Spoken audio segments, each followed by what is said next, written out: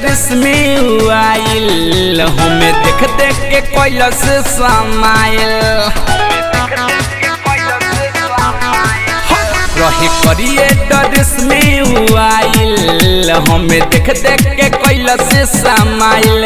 रहे रंग थोड़ा फीका कैले माथावा पटिका रहे रंग थोड़ा फीका कैले माथावा पटिका ले ले रहे संगे झुंडा सखी लेके आइल रहे हीरो हुंडा सखी दिल लेके भागल गो गुंडा सखी लेके आइल रहे हीरो हुंडा सखी दिल लेके भागल गो गुंडा सखी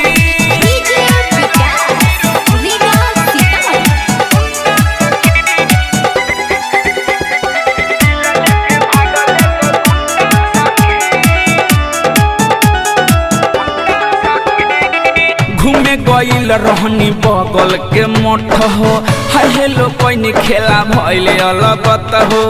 छन में सोझा से गईल बाहट हो सखी हो बतिया कहिले जमन सच हो ए सखी सुन तारू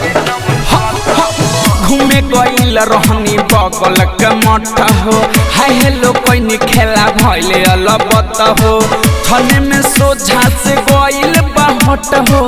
सखी हो बतिया कहिले जमन सच हो हम होई गईनी फिदा जब देखाई देला पिज्जा हम होई गईनी फिदा जब देखाई देला पिज्जा मोछा मुंडा सखी लेके आइल रहे हीरो हुंडा सखी दिल लेके भागल गो गुंडा सखी लेके आइल रहे हीरो हुंडा सखी दिल लेके भागल गो गुंडा सखी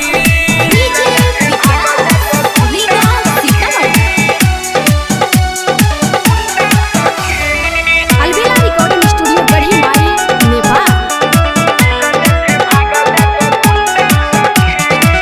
पता कोई नाम हवे अलबेला देखेला सखी हो मन तरसेला मिठू मिसाइल सब देखले बखेला सुबह बिनवा उखाड़ेला झमेला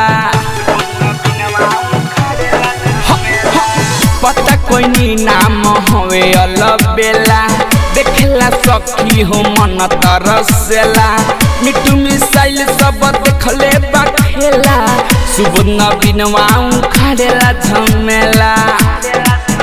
सखी लागल बड़ी डर हमरा दिल के भीतर सखी लागल बड़ी डर हमरा दिल के भीतर हम कए जगे ढूंढा सखी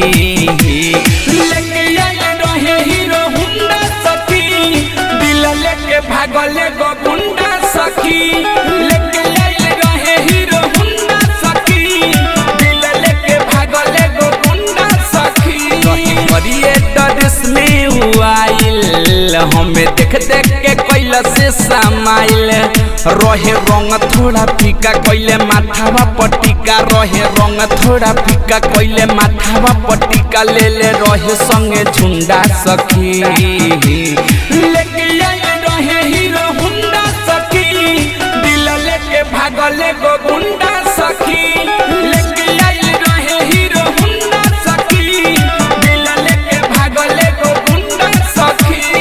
अलबेला रिकॉर्डिंग स्टूडियो गढ़ी माई नेपाल।